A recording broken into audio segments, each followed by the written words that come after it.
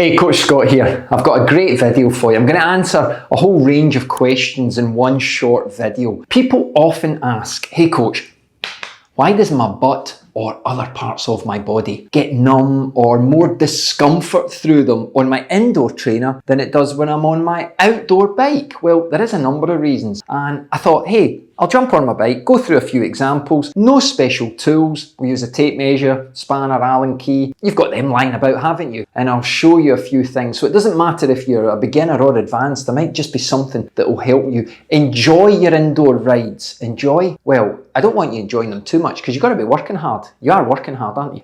Of course you are. Right, let me get a little spin and then we'll get a few tips for you, okay? Oh, that's really purring, isn't it?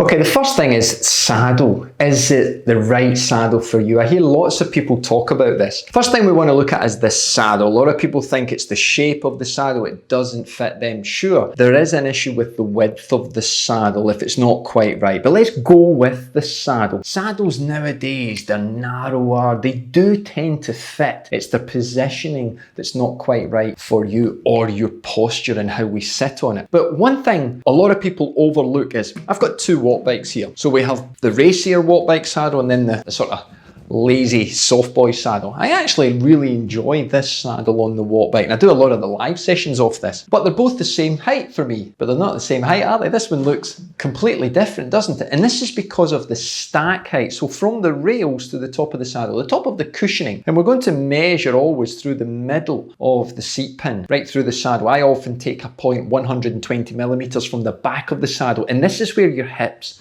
will sit on any saddle, even the short nose saddles. I'll go through what I've got on the road bike in a second. So what we want to do is to make sure that the length is the same to the bottom bracket. I'm 74 centimeters from bottom bracket to top of center. That's my neutral point. That's where I start from. Different crank lengths, different style of bikes, and I'll tweak it around that. So when you're measuring, make sure if you're on an indoor bike or you're changing your saddle that you take into account the stack height.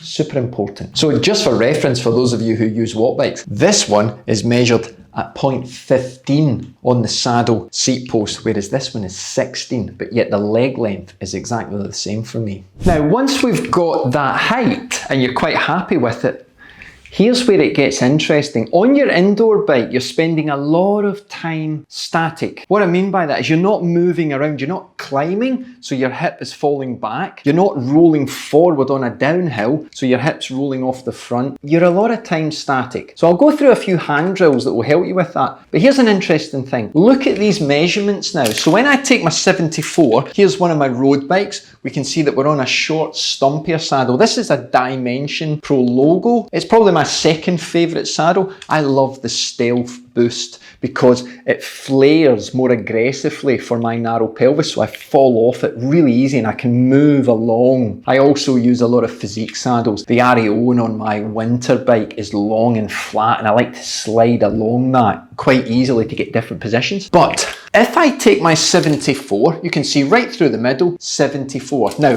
on the short nose saddle, the reason it is short is so that we can fall off the front. We can roll our pelvis and get into an aggressive position. When I ride on the front of the saddle, 73. So what you've got to understand is obviously as you come forward on the saddle, you decrease the height to that bottom bracket. So you decrease the leg length. So some people can find a little bit of knee pain when they're on that indoor machine, when they're rolling forward. Always be aware of that, where you're positioning, because your hip position on the saddle changes the leg length. What's that got to do with a numb bum? Well, on your indoor bike, a lot of people will fall backwards. They will push themselves further back on the saddle, even when doing power efforts. Why? Because they raise the front wheel and they're a little bit higher on the front. We usually set the watt bikes up with a higher front stack because there's no aerodynamics needed. But I often say to people, try and practice indoors what you want to achieve outdoors. So even though you can get lazy with an indoor position when you're very upright, try and practice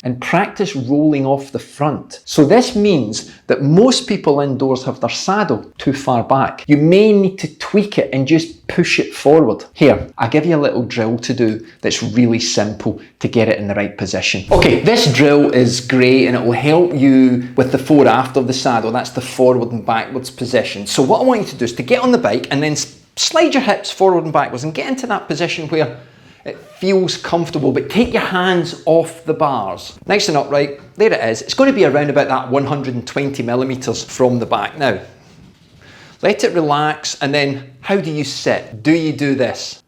Boom. Suddenly, your ass is sagging off the back of the saddle. Your glute muscle is pushed to the back. It's all spongy, like a big jelly. Then when you come forward, we've got this collapsing through the diaphragm, and then we're having to raise our chin, and we've got this pressure through the neck. So not good. And this is going to increase the pressure through your ass. Not comfortable. And other parts of your body. Yeah, not good, right? So what I want you to do, get into that comfy position, engage the core and cough coach.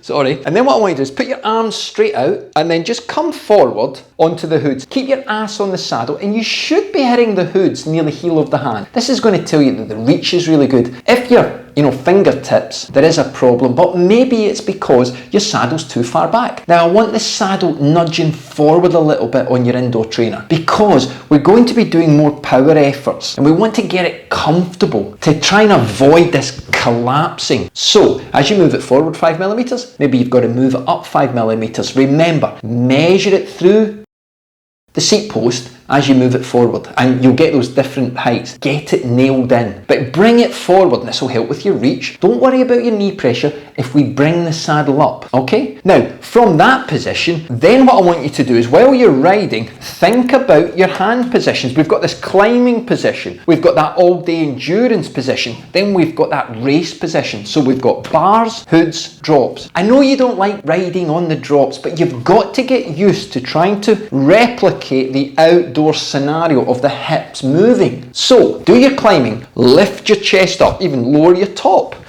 Breathe in as if you're in an alpine 100-degree climb. And as we pedal through, nice and relaxed. Then we go to our all day, thumb, first finger wrapped around the hoods. Okay, we roll that pelvis a little bit further forward. Then we're getting into that power sprint effort and we roll even more forward. And all I'm doing is being able to roll and rotate my pelvis. And I can do that because I've got the saddle in the correct fore-aft position.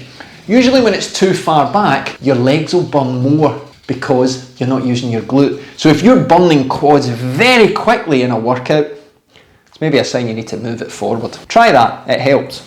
Okay, my next point is, what are you wearing? So here's a little question for you. A lot of people will say to me, when they're on their indoor trainer, they'll use their old gear, they'll use their training gear. So they may use a pair of shorts that they've had for years. In fact, they're covered in holes, but they're training indoors. It doesn't matter what they look like. Well, of course it doesn't matter what you look like, but it certainly matters what you've got your ass inside. So bib shorts that hold everything in place. They are much better than shorts that will have an elasticated band around your waist. Anatomically, they're so much more comfortable. Yes, they're a little bit pricier, but you don't have to break the bank. Make sure you've got a pad that's male or female and suits you. And remember, I'm 51. Gravity is my nemesis. It wants to send everything down, so we've got to get everything in place. So don't skimp on your equipment because you're trying to protect your ass. So if you are wearing old shorts, you don't need to leave a comment or even give me a thumbs up for reminding you on that. Treat yourself because your ass deserves it. Now, I know a lot of people will use chamois cream. I'm not one of them because I'm quite comfortable with where I've got my saddle and I haven't got too much friction. But if you are in a position whereby you're making some changes and you've just got a little bit of soreness, hey, it really works, okay? There are loads on the market. This is one that comes highly recommended, but as I said, I don't use chamois cream, but it's something that will get you maybe over a few rides as you're dialing in a new saddle position. Try it. It's not going to do any harm for you. So the last point I want to make is on the front end. What we're trying to do in any bike is load the front end with about 15% of your body weight. Now, there is no machine that's going to give you that magic number to measure. We've got to do it through feel. But indoors, remember, because we're in this more static position, even though you're trying to change it with your hand positions and your hip position, it's ideal to have it a little bit higher if you can. By bringing it up a little bit, what you're doing is you're distributing the load a little bit more even. So you You've not got all that static pressure on one point going through your ass. So try and bring the front end up and see how that does. Now, I know for those of you who are going into competitions and such, it's better to replicate indoors what you're going to do outdoors, but it doesn't harm on, say, a longer, more endurance ride to bring it up a little bit. Try it. It might just be the thing that tips the scale in favour of a friendly, smiley ass. That sounds like a dodgy TV show that should be on Netflix. Say hello to my friendly, shiny ass. Right, I hope you've enjoyed that. Give the video a thumbs up. It really does help the channel, people. And if you've stuck around to the end, thank you very much. If you're not subscribed, get on board. We're live every Monday night with the chat, answering questions, podcast, whatever you want to call it, and then we've got live workouts every Wednesday. Hey, let me get my workout done. I'll see you in the next video. And remember, anyone can train hard, but there's only a few of us who can train smart. Keep smiling, keep spinning, and I'll see you all soon. Woohoo! Oh, nice comfy ass. Imagine bike fitting Kim Kardashian.